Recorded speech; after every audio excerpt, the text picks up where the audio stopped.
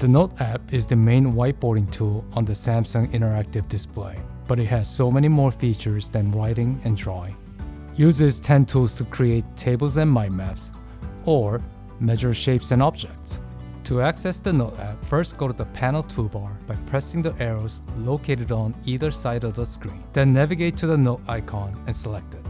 You'll automatically be in write mode to take notes. You can choose from multiple writing tools, strokes, and color options. Erase with ease by holding your hand to the board and wiping your writing away.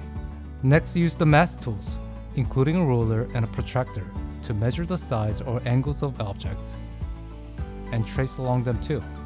Pair these tools with a shape tool to create 2D or 3D shapes. Then, navigate to the form tool to create custom tables or grids. You can input text into the form cells by writing directly on the screen. Finally, stay organized with the mind map and notes template tools. Use the mind map to demonstrate connections between concepts, and use instant notes to remind students of upcoming assignments. When you need to add a new page in the Note app, simply press the plus button in the bottom right corner. Each page can have custom backgrounds for a personalized touch.